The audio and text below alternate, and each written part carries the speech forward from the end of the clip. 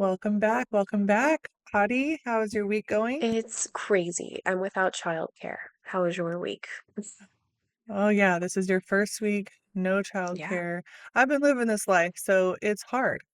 I'm with you, and it's I fun. have great empathy. Yeah, How's it it's going? going well, surprisingly well. I'm proud of it. It's like I've been in this space of like mindset work and coaching and like building routines and schedules and rhythms and stuff like that. And I had mentioned last night in the Rising Tide Fellowship, we had book club.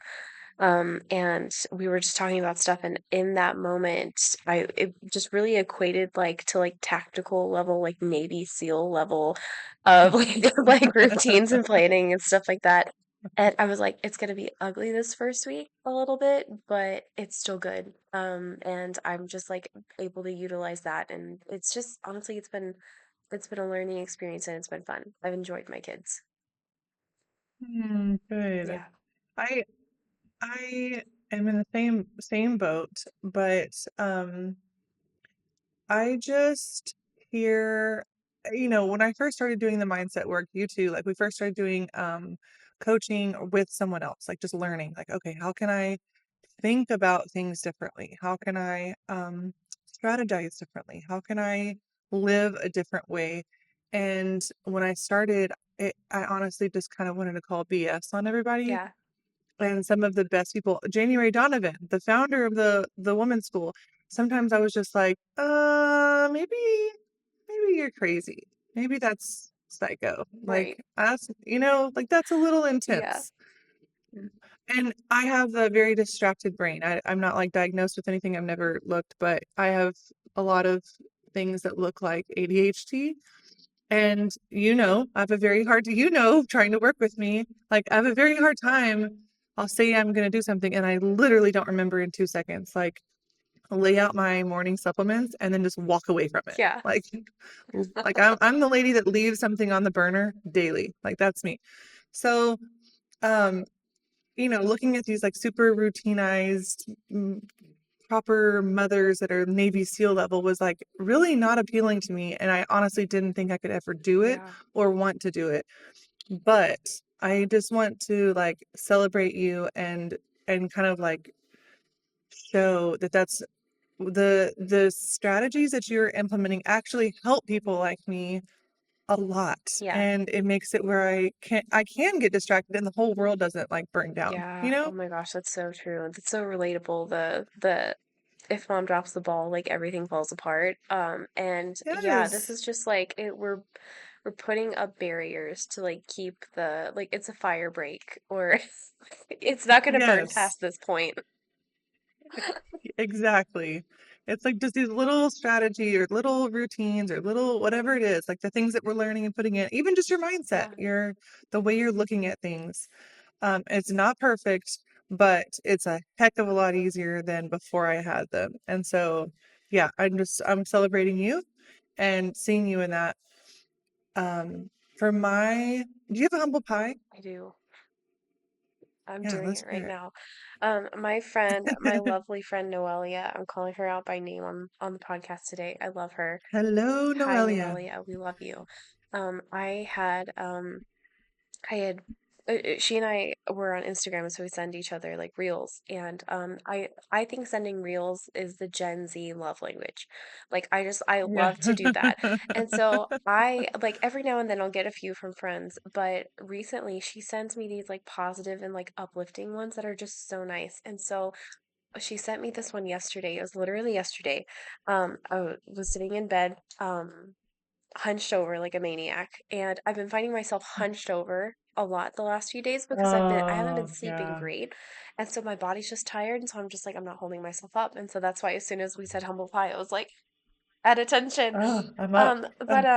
She sent me this one reel and it's this donkey and it like is like face down at the camera, like looking down at the camera and from different angles. And it's like, have you been drinking water? Have you been taking care of yourself? And then it's like, are you sitting like a shrimp? And I Oh, was like, yeah. I'm sitting like a shrimp. I'm A a boiled shrimp. boiled shrimp.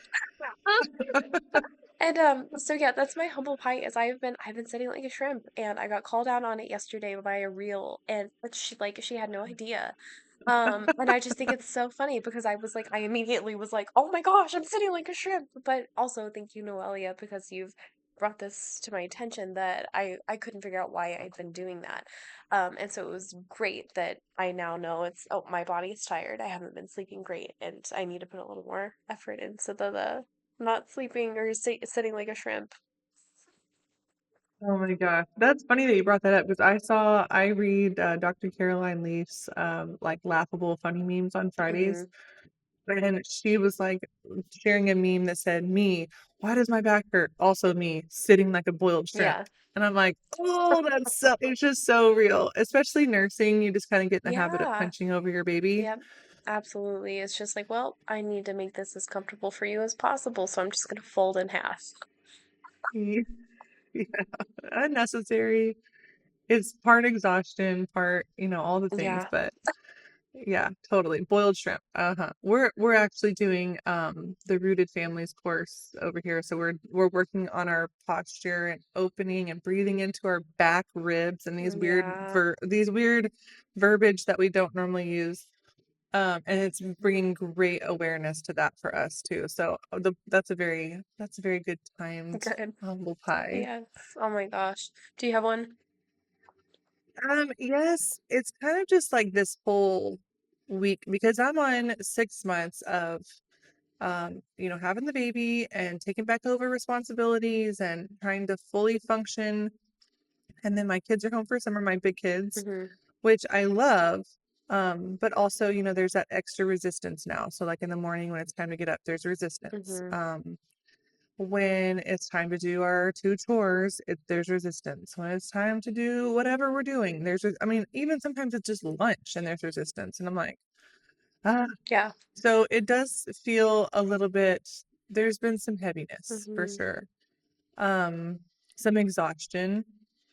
And, um, sometimes you look at all the work that we've done and you look at your life and all the routines and the things that are flowing well and the joy of your children and you're like, I'm doing it. It's working. And then sometimes you look at it and you're just like, maybe none of this was even worth it. Mm-hmm. Like maybe I haven't grown at all and maybe I just like maybe I'm not actually where I thought I was. And that I've kind of had a few moments like that this week that are instead of looking at my life like, wow, you're in a squeeze position. You've got an extra baby and your kids are home now and you didn't have these things last 6 months ago. Yeah. And I don't know if y'all know, but my husband wrote a book and he's been working with a publishing company doing like 60 interviews the last 2 months. So in his outside of his work day, he's also very busy with all of these interviews where the house needs to be quiet for him to do an interview. Mm-hmm. And so that's a heavy load. One, just losing your spouse for a minute, and then also having to like make space for him to have a quiet home.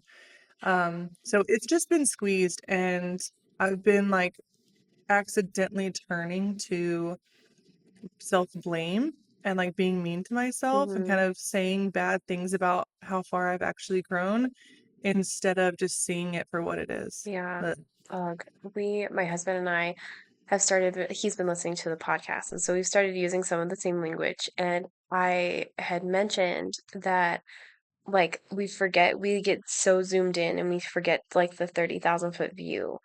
And so I think it's interesting because that's like habitual, I think, when we get in like a spot like that. It was just like immediately we zoom in on the problem and see how we can fix the problem instead of zooming out and seeing everything all together. And so that's curious to me because I feel like it's common for most of us, but do you have a specific reason as to why you went on that self-blame route this time? that's a great question. I think it's just it was just a lot on me. It's just a lot. Mhm. I think it's just heavy. And um yeah, I exactly what you said. It's kind of like when I get sick and I have a history with illness, so maybe that's just me, but I don't know about you guys, but like when I get sick, sometimes I feel like it's like the end of the world. Like, will I ever get better? Yeah. Like, oh No, my I do gosh, that da, da, da. too. Like I like You do? I Okay, so do. I'm like, maybe it's because I have like trauma there, but okay, it's all of us. Okay. Um, but yeah, I think that's kind of what it is. It's like when you get sick, you're like, I don't know if I'm ever going to get like this is my new Yeah. normal. And it's like, calm down, calm down. You're gonna be better in 48 hours. Chill out. Just like lie down. Yeah. No. And that's really what I need to do here. But instead I'm like, well, I guess I just haven't grown at all and I'm a horrible person. And I just kind of Yeah. and I don't do it consciously, right? Like I'm not actually saying bad things about myself. I'm a very positive person. In fact, sometimes I look at life with rose-colored glasses and it annoys my spouse a lot. Yeah. And so I like and my clients are this way too. We tend to be very positive and look at the bright side of things. And so I don't consciously beat myself up, Yeah. but it's like wiggled in there. Do you ever kind of like Yeah. beat yourself up without knowing you beat yourself up? I can't remember if I shared it on the podcast or in our Rising Tide Fellowship leadership meeting, but I had had a voice in my head that I had noticed that was just like popping up, popping up, popping up. And it was a moment of like self-blame or self-doubt or something like that. It's like, wow, you suck, or you're never going to be able to do X, Y, or Z, or um, you're ugly. It's just like, Mm. okay. Um, Yeah, it's yeah, rude. it's like Shut up. so rude. And so, but I meet that voice, and this is like where we kind of like got educated with some parts work with Claire, our therapist in the Rising Tide Fellowship. She just has taught us kind of like to meet that with love instead of meeting that with like that negativity. And so it's interesting. I was in the shower and this was a few weeks ago, and I just had like that thought, like that moment of just like, you are never going to be able to do everything that you want to do. And there was another voice in there, and it was just like, that was rude. And it was just kind of like, instead of meeting it with like, it met it from the 30,000 foot view, instead of like the, oh my gosh, you're right. Mhm. I'm never going to be able to do this, and everything's going to fall apart, and nobody likes me. Everybody hates me. And, so I totally relate to that. Because and it changes the game, I think, when we're able to take a step back and like look at it from the 30,000 foot view, but we can't because we run into the point of like exhaustion, of like we're just hitting the wall. And like for instance, my husband and I, we don't really argue that much, and there's been a lot of things happening in like life, in our marriage. Like I had mentioned before, we've recently, like, a loved one has passed, and there's things happening, and that there's a lot to there's a lot to change and go through. And so when we're met with that, we like show up to each other exhausted, and then that's going to exemplify more like arguments or frustrations or miscommunications because we're too tired to get on the same page. But I think that that happens internally too. um and I don't know if you've experienced that, but like I know that I experience it in such a way of, instead of meeting that voice that I had with like, okay, like, rude. Like, what's that about? It would be like, you're right. And then the spiral begins. Mhm.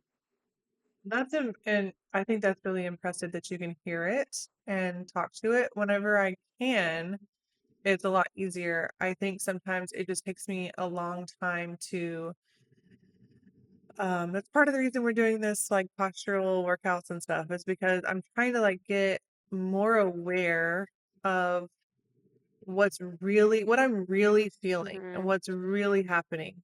Because I tend to like if someone like if you say something rude to me and it really hurts my feelings, I will just like laugh it off or smile.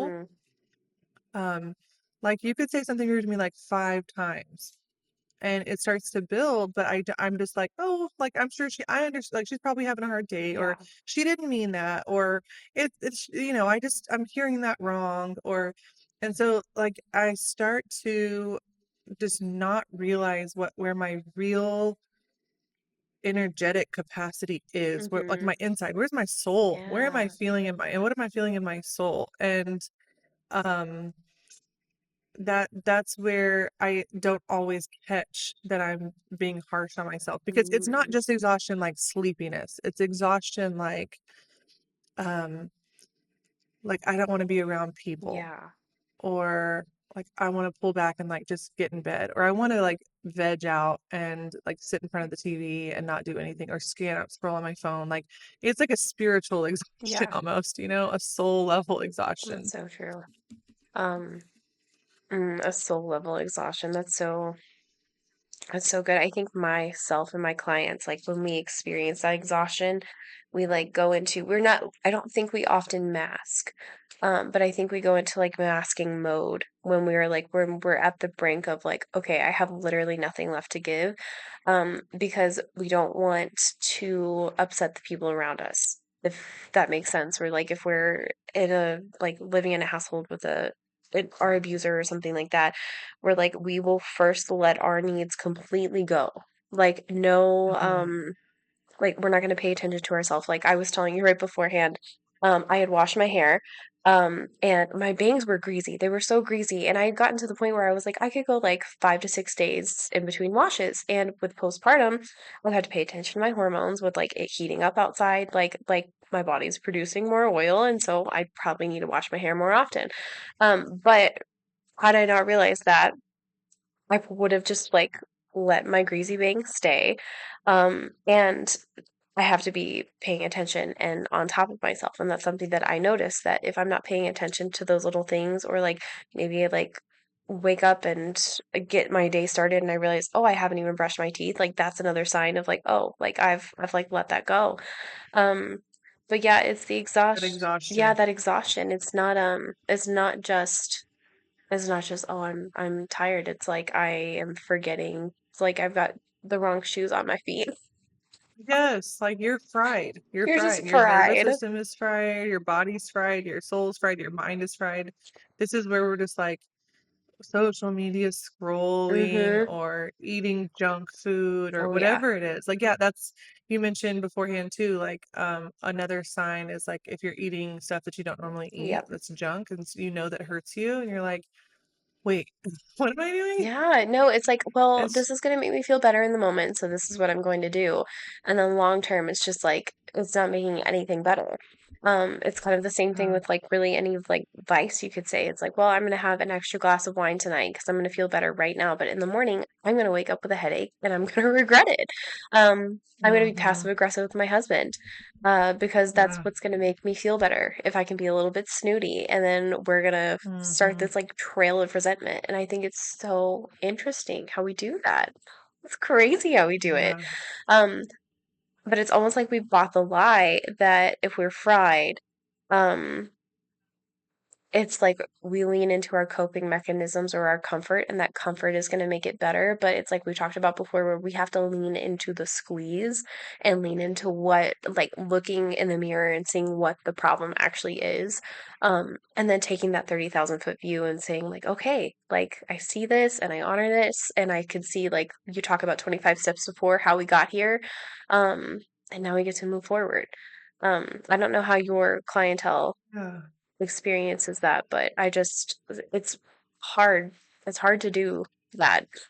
It's hard to do it. It is. Well, and I think too, there are times to you that you're just tired because life is what it is, and that's fine. Mhm. Like if this isn't a chronic issue and you're just tired like here and there, and it's not a thing where you find yourself like getting in bed for a full day once well, like once every few weeks you're like I need a full day in bed. Like that's that's interesting, Yeah.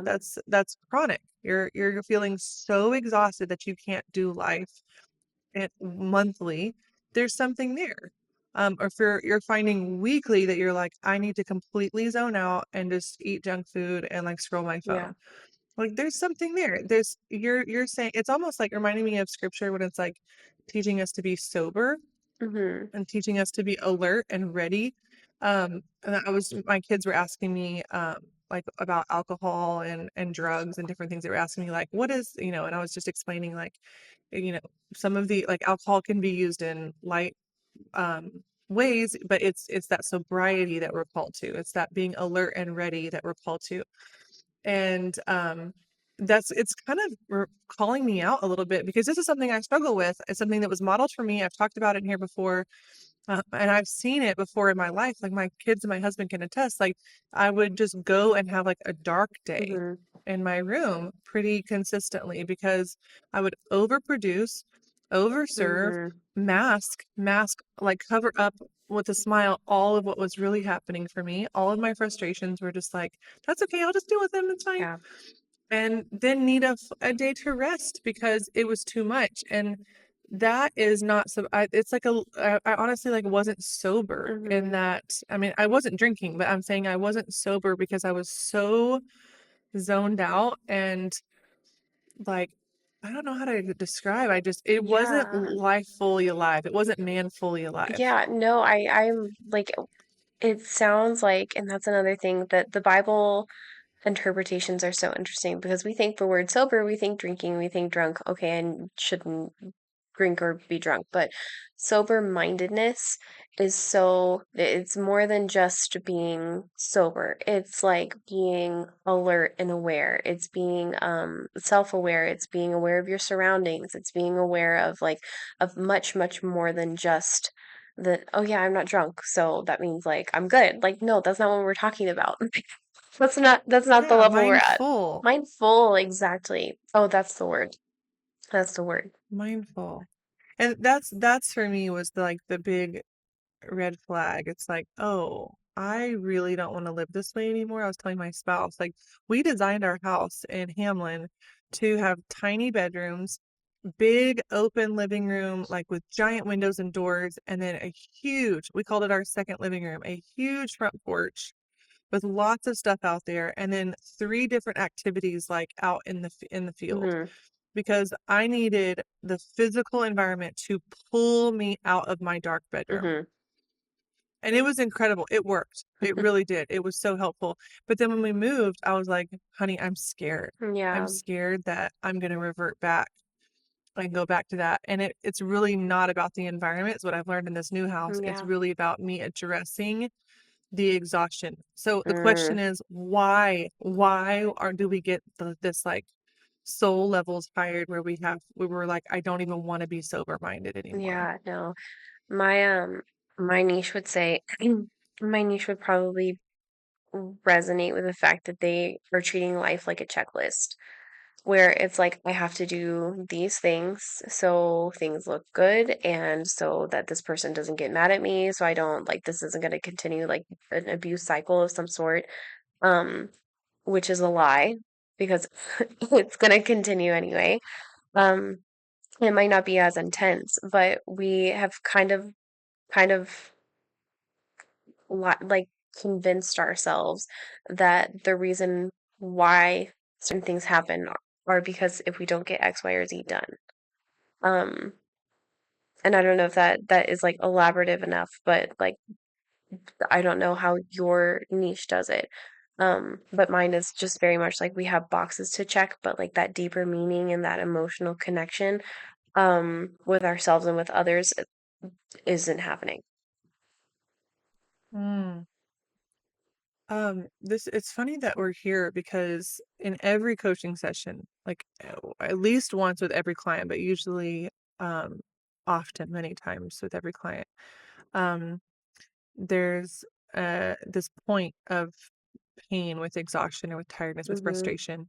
Um Usually we don't even care about it because it's just our own exhaustion. We don't care. The only reason we got upset and we brought it to a coach is because it affected somebody else. Mm-hmm. Somebody else is like um you're showing up angry or you seem mean or you seem too tired or like you're not spending enough time with me. I want more time and you're oh, like my clients are feeling like, oh my gosh, if I do one more thing for one more person, I'm going to lose it. Yeah. They're going to see me be ugly because I'm going to lose it. And so they think when we first come in, all of us go, this is really about me being holy and wanting to just show up well for others. It's always about others with my clients. Mm-hmm. It's like everything is about the relationship and being connected and loved and wanted and needed by others. Yeah. And so it's when that gets rocky that we actually are like, oh, there's a problem. That's so interesting. Yeah. And so but when we break it open, like when we ask, why do we do this? We we think at the beginning we do this because we're so helpful and holy and loving and giving, and we're just really good people. But when we break it open, it's fear Mhm. of losing it or fear of telling them the truth. Like, that was too much. You asked Mm. too much of me. Yeah. Or you came over 4 times that week. Or you asked me to keep the grandkids 6 times last week. Like, whatever it is, we're afraid of just saying it, Yeah. showing them what we're really feeling, and then them rejecting us, not liking us, not loving Yeah. us.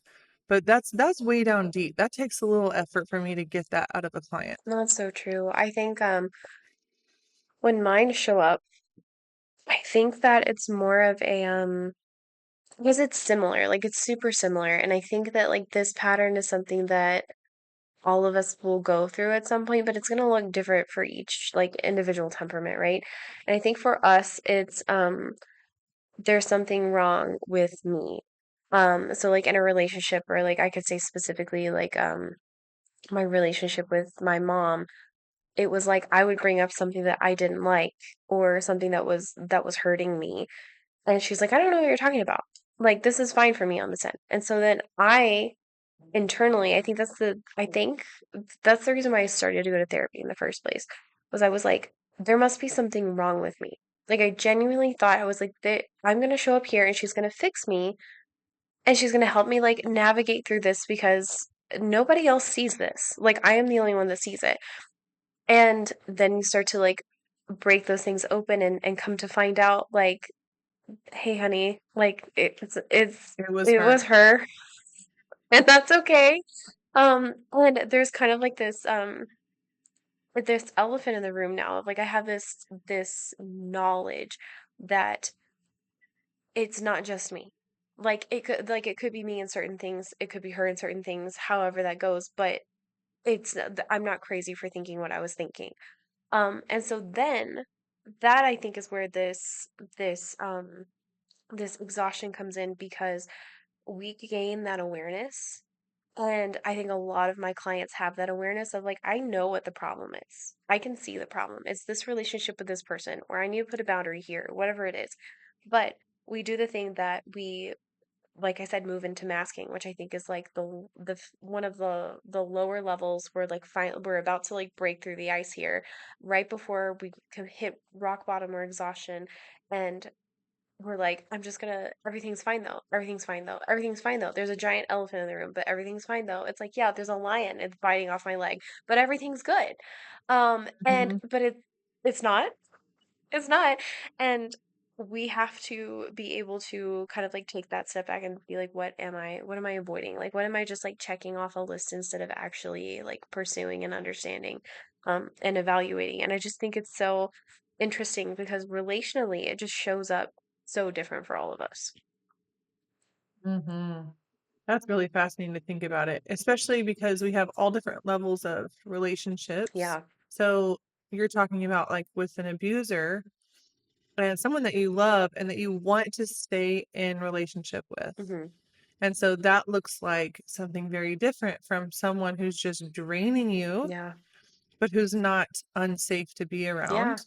And you're like, I love you and I want to stay in relationship with you, but I'm also like, I need a whole day in bed to recover from you. Yeah. Like, Yeah. and then something all in between, right? We have like 10 other levels of that.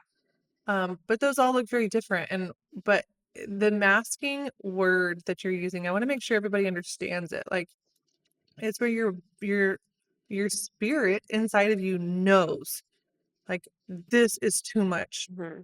This is not right. Something's off here. And instead of you leaning into that or showing that, you like put on a mask that looks like everything's fine.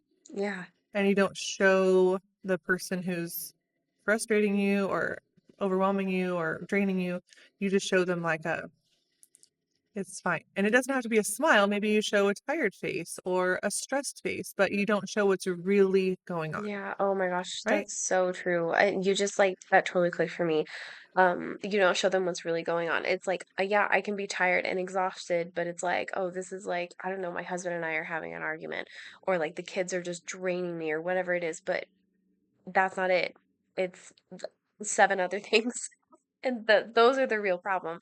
But we tell ourselves it's like, oh, this is just too much, or like there's just always so much laundry, or like I could never get caught up with the dishes, or like we tell ourselves these things because we're like, actually, I don't have enough time for myself. I don't feel prioritized. I don't feel taken care of.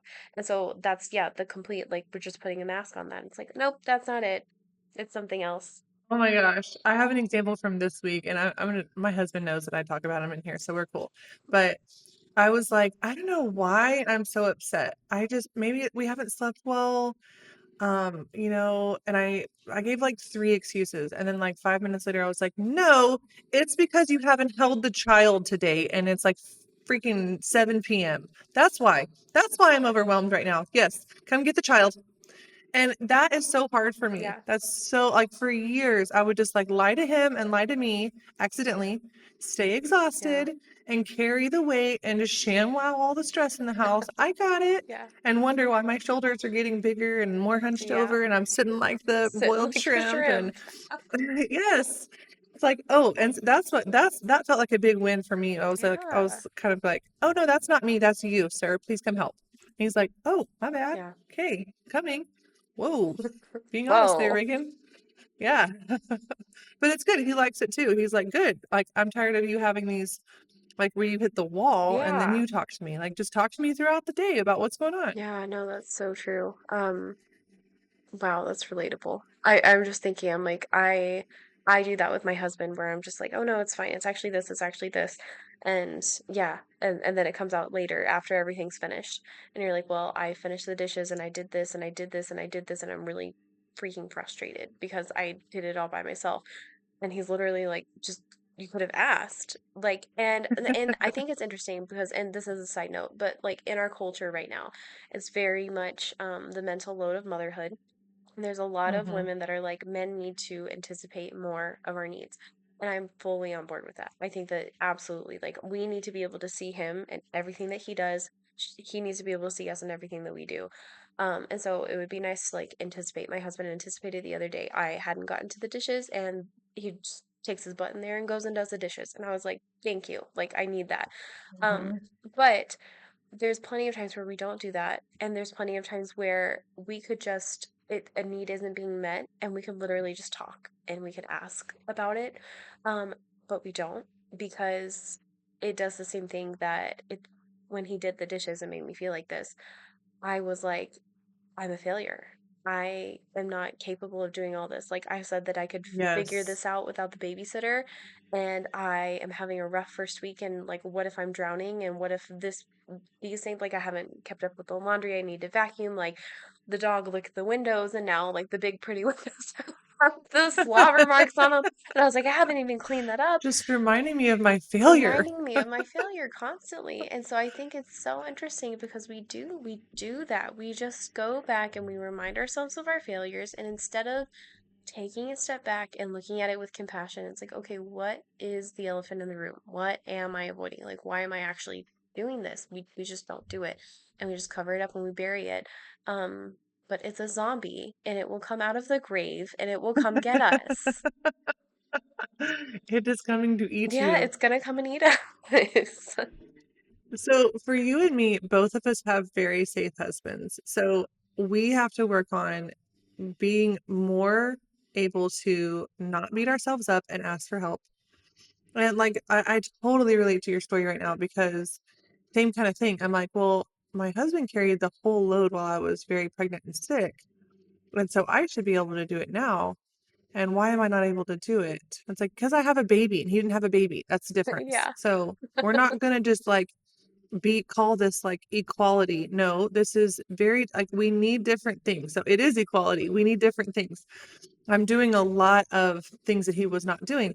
So let's just pivot and ask. And Hmm. like again, if it was a harder day than normal, if the kids were more resistant than normal, Hmm. if he had more calls and work calls and interviews than normal, then I'm going to need more help in other ways. And I can ask for that. That doesn't mean that I'm a failure. Yeah. But what about those relationships that don't feel as safe? Where like if I say, no, I can't keep the grandkids, or if I say, like, I can only talk to you once a week, not twice a week on the phone. Like I've had some clients say that about, and I've had that too. I've had clients say like, my daughter calls like 5 times a week, and I just I have a life. I have things to do.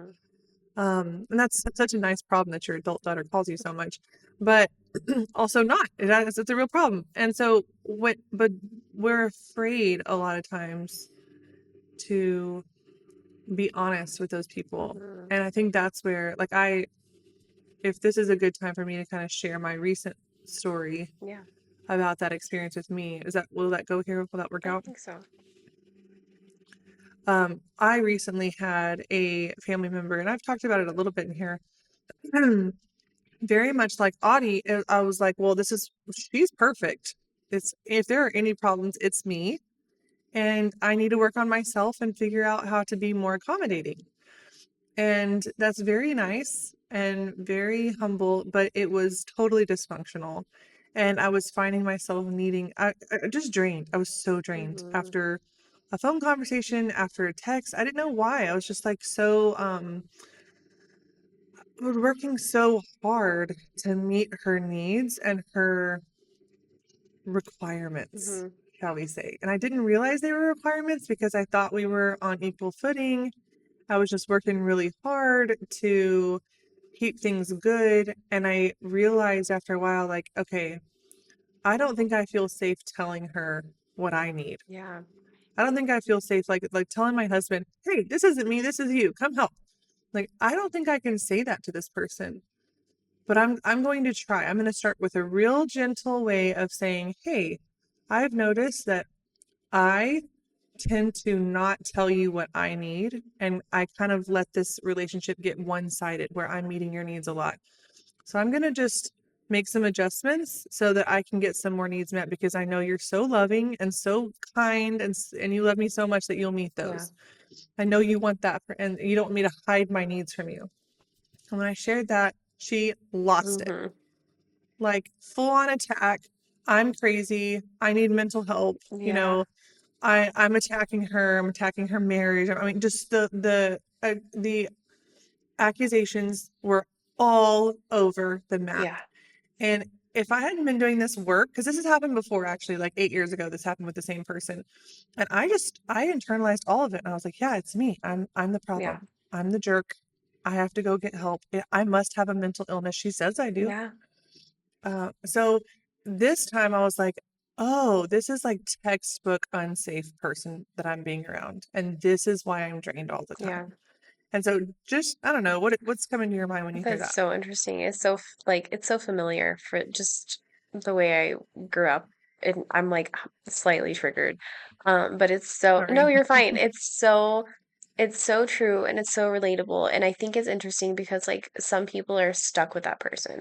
Like some people are like they can't get out of that marriage, or they are like literally having to interact with this person, or it's like the father of their children or their child or something. And so it's interesting because like what does that look like? And I think there's varying levels. Like I've been open about the fact that I haven't spoken to my mom. My mom and I are on no contact, and we have been for close to a year now.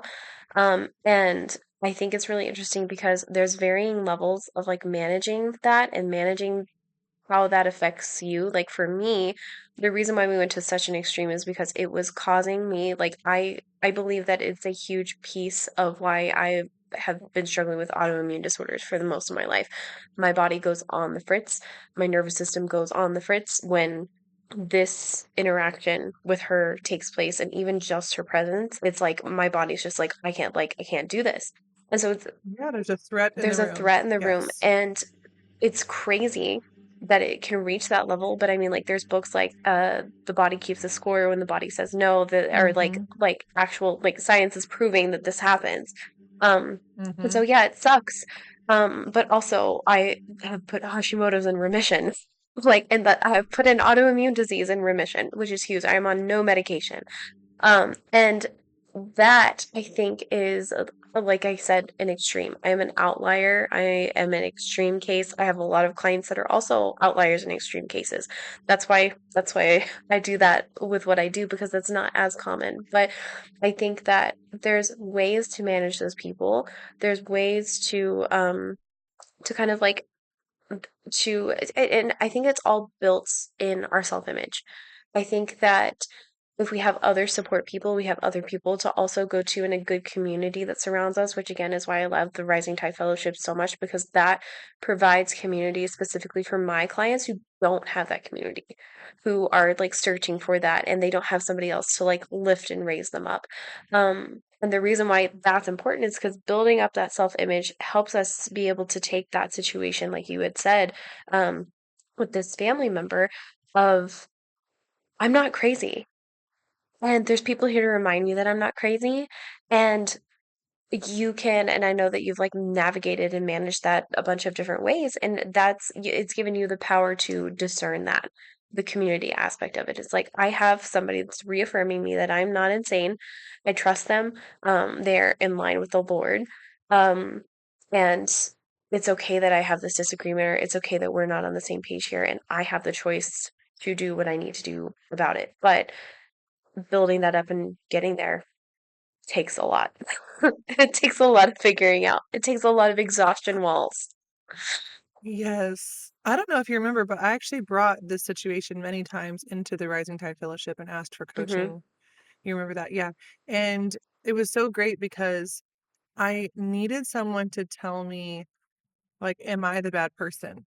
I really need, Yeah. because that's the thing is sometimes therapists or coaches, you're afraid they're just going to affirm Mhm. all of your biases. And I do, Yeah. I don't want that. I want you to tell me if I'm the jerk. Yeah.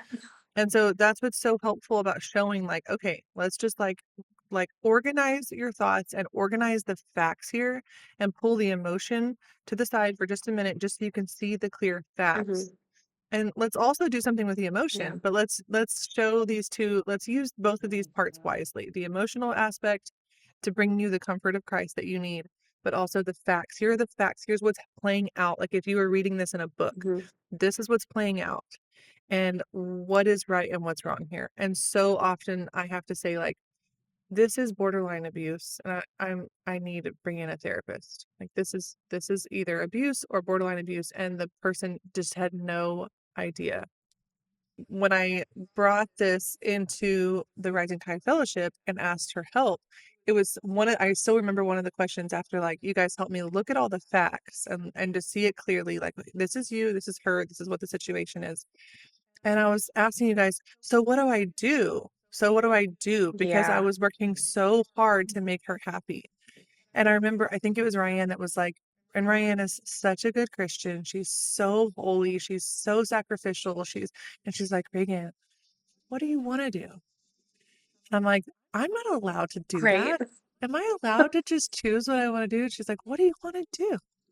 I'm like, you know what, Ryan? I want to take a break. I want to just push pause on this relationship because at that point I was still getting like slammed through text messages attacking my character daily.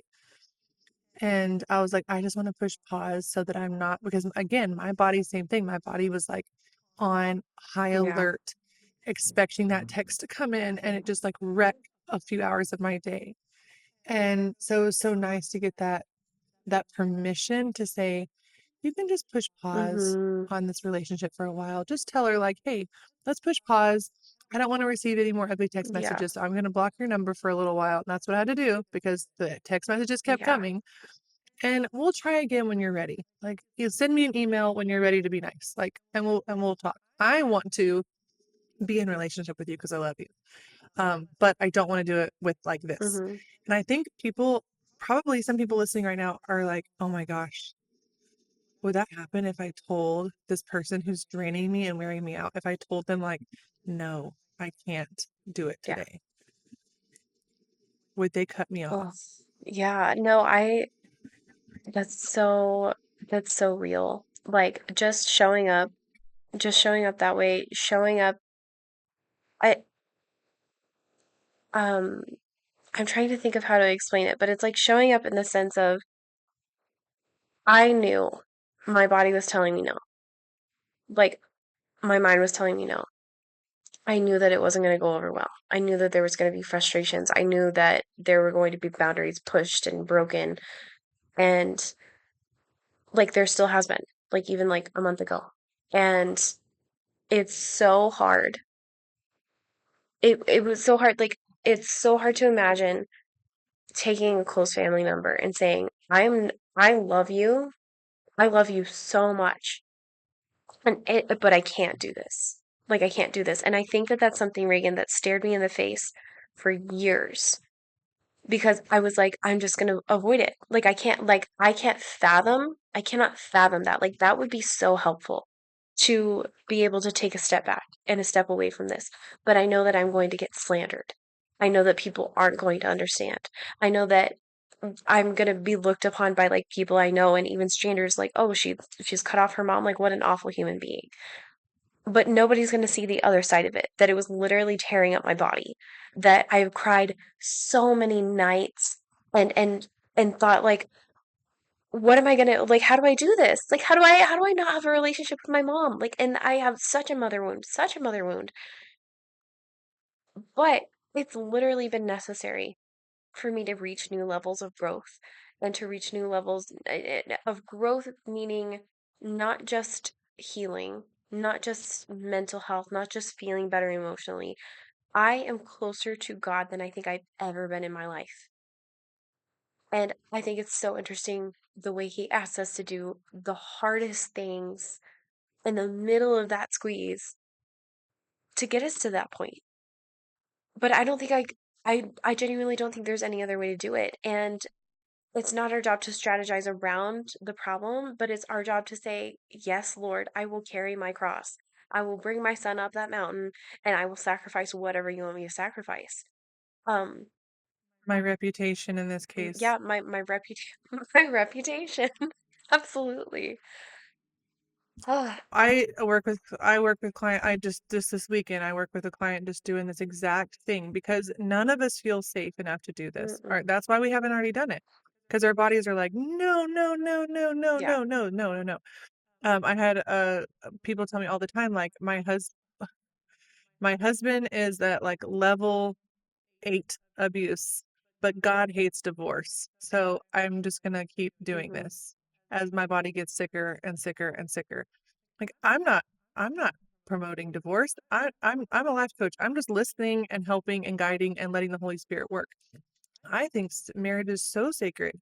But like when we pray with those type of moments, whenever it's the like the hard one, the like whether it's your your mom or your husband or your sister or whoever it is, like when you get in that prayer moment in the bottom of the coaching session, like with all of the somatic nervous system work in that bottom part, and you're like, you've done the thought, you've done the mindset work, you're at the bottom of that prayer and you ask the Lord to show up. What I find so often is that God gives them a word. In fact, this client this weekend I gave a vision of Esther coming before the king and making a bold request. And in her prayer, it was like, I need the courage of Esther to be able to bring honesty into this relationship, knowing that they're going to attack me and we're probably going to call it quits for a while after this. Because if I have the courage to say, this is the type of respect I need. I'm a daughter of Christ. This is what I require to stay in relationship. It's going to get ugly. hmm And I don't have the courage at this moment. And so in through coaching, I just find so often that that is the vision that God gives my clients is this little moment of courage, Yeah. this vision of who do you have to become in order to say yes to me. Like you just said that beautiful imagery of like going up the mountain, like ready to sacrifice. This is horrible. Everyone will think he's a murderer. Like it's going to look very bad Yeah. for him, but God asked him to sacrifice his son. What the heck? Like Yeah. we still don't even understand that. But it's obedience. It's a yes, Lord, even if I have to sacrifice my favorite things, my reputation, what people think about me, this relationship itself.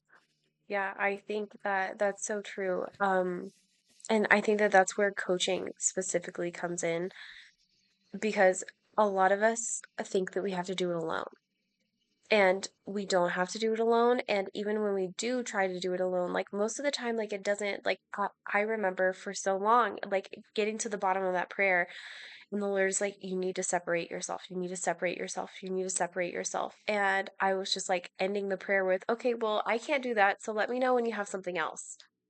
And Or yeah, or worse, saying like, "Help me to be more yeah, patient." help me be more patient.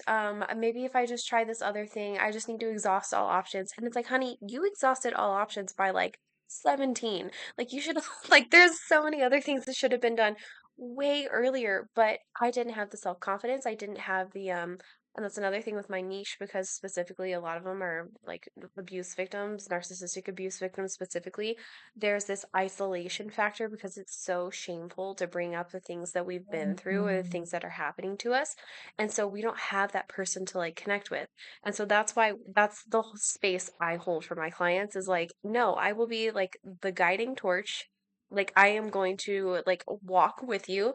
Like the light is right here. If you feel like you're lost or you're too far away, turn around or look to the side. Like it's right here. You are right. It's right here. Mhm. And that helps clients move forward and like helps us have the confidence to take those steps.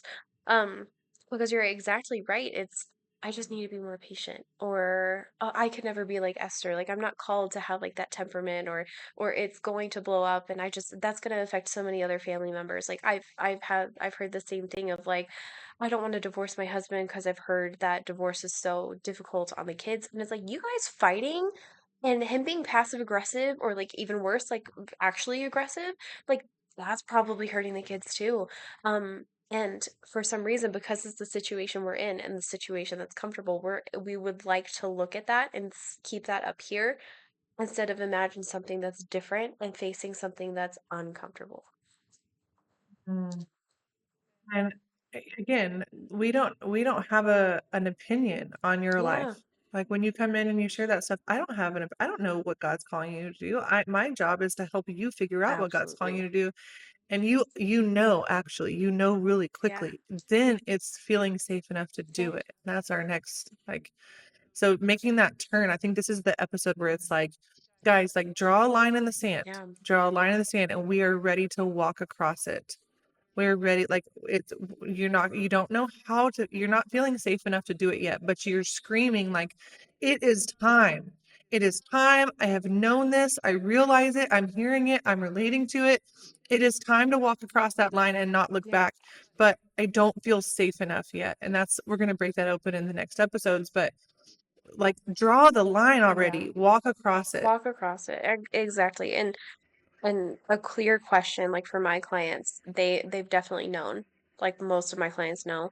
And so it's very much like asking yourself, like, what am I avoiding? Like, what is the elephant in the room that's been here the entire time that I pretended does not exist? And it's not showing up at that with the mindset of I should have done this earlier, like the blame and the shame of like, oh, I don't know why I've avoided this. Like, no, like we're not doing that.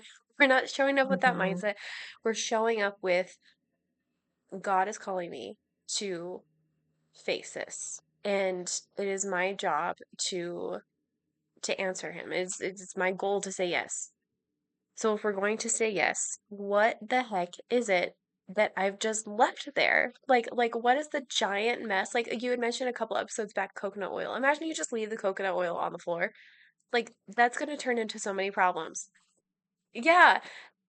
And so Everybody in the house feels it. Your body's feeling it. Your body's keeping yeah, score. Just look at it yeah, already. But we're gonna help you feel safe to do it. absolutely. Huh. There's one other piece of this. I know that's a great question that I want to leave them with, but there's one other piece because for a lot of my clients, we're not ready to. We might not even have a true abuser in our life. We might not even have someone like that. We might. I think a lot of us do. But a lot of our relationships are just draining because we are putting on a mask and not showing our needs at all. Mhm. We're just like, it's a parasitic relationship Yeah. versus like symbiosis, you know?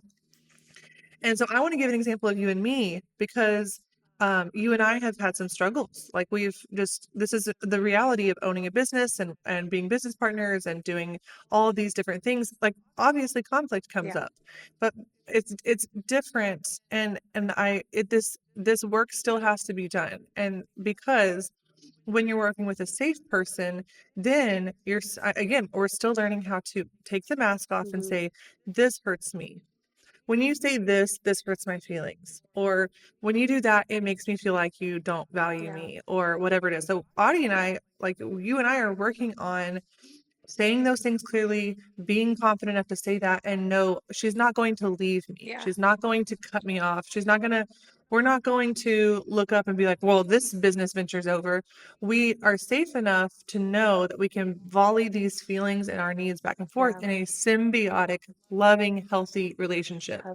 But we did not have the skills and we're still learning Yeah, them. we're so And learning even them. Yes. And even this is going to take, like, we still need coaching for this. So much of what we've learned has got us here. We can actually hold space for a healthy relationship. But even now, we're learning, like, how to have a crucial conversation and how to take that mask off and feel safe. And Hmm. so if our listeners are like, I just have like 5 relationships that they're not abusive. I really like the other person. Everything's cool, but they're draining because I never show up and am honest, like fully, Yeah. completely I honest. think that's so true. Like, and it's you and I have talked about this in a separate situation, but like like I am equating it to marriage. Like we're married to each other, and excuse me. I think it's so interesting because I don't understand, and this is definitely a long tangent, probably for another episode. I don't understand why we think like, okay, marriage, we need to like come together and compromise and like figure these things out. But with friendship, it's like, no, these are just two individual people. Like partnerships are the same way. And I don't know. Excuse You me. have a healthy vision of marriage, but you haven't seen a healthy vision of friendship. Yeah. And so that's why you always equate it over there. And I'm like, awesome, because that means that you're seeing this as long term, as full of compromise, safe, respectful. That's how a lot of people view friendship. We just haven't been taught. Absolutely. I'm totally gonna Yeah, die. some I people, apologize. oh, that like concept of codependency is like a dot with a circle around it. Like one of you is being completely owned by the other person. Yeah. And then we're like really getting our individuality of like separating the two circles. Here's a circle and here's a circle. This is you, this is me. And we want to be where the circles are like interlapping like a Venn diagram where there's this like there's you and there's me and then there's this part where we come together. But we're individual. You own your life and I own my life, and yours is you're listening to God more than me and I'm listening to God more than I'm listening to you. And then we cross over and connect. And Hmm. that's what we're looking for, is not being owned in that abusive relationship, not being totally disconnected, but being able to like just overlap and both of us be obedient to the Lord. And if God ever calls us to not work together, then we can do that too, Yeah. and have the courage to do It's that. so interesting. But I'm so sorry, I don't want to interrupt you. I just no, think no, that that's is all. so beautiful. That's such a beautiful piece of like, um, and I've had this conversation with a friend of mine, being able to have that freedom of we're just not in each other's season right now, and like being okay with that. And I've had a couple of friends that have come back, like being a little bit closer to recently, and it's like we have not served each other over like the last like year. Like it just hasn't been the right time. And like now it's like it's okay that there's phases of in and outs. And I think it's the same way here. It changing the game and having like that safe foundation to build upon a friendship and to build upon, like you're saying, is it's what we were created to do. We weren't created to have like fallouts with every single person or being stuck with every single person for like the rest of our lives. Like there's nuance to those situations, and that's why we have God to navigate it. That's why we have other relationships to help us navigate it. That's why we have like these other things to model it after. um and yeah, I just it's that's so fascinating. How if we're owned by someone else, or in this codependency, or if we are in complete control of someone else's life, if we're trying to be in control of Mm-hmm. them, it's just going to lead to Yep. exhaustion. Right? So this is where we're talking about, like, if you're fried, if you're like chronically coming back to this place, we've got to look at all of this. We got to look at where we're performing and looking holy and looking like we're doing the right Mm-hmm. thing, but it's really in this it's really from a lack of Yep. courage. It's cowardice. And Mm, I call myself out on that cowardice. Like yeah.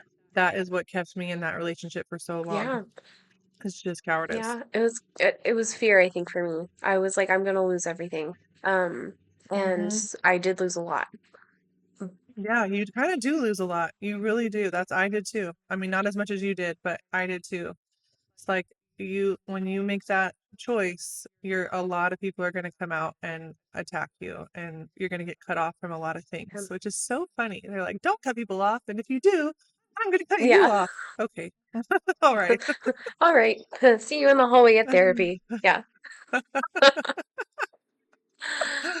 Ugh. so just, yeah, to wrap this all up, that overarching concept of look at our exhaustion, look at where we're feeling a little soul drained, Mhm. and then being honest about what's under there. Yeah. What is the elephant? What's that smashed coconut oil bottle that's like Right. 20 pounds right in the center of the pantry? What are you reaching Yeah. around every day? Oh, what are you Trying not to reaching step on a shard of around? glass, Yes. Oh my gosh, what are you reaching around? Oh, that hit. right? What am I reaching around? Oh my gosh. So good. That one hit you. Awesome. So good. Thank you so much for tuning in to today's episode of the Weekly Fellowship Podcast. If you'd like to work with Regan, you can learn more about her on her website at reganclementcoaching.com. And if you'd like to work with Audye, you can find her at audiegonzalez.com.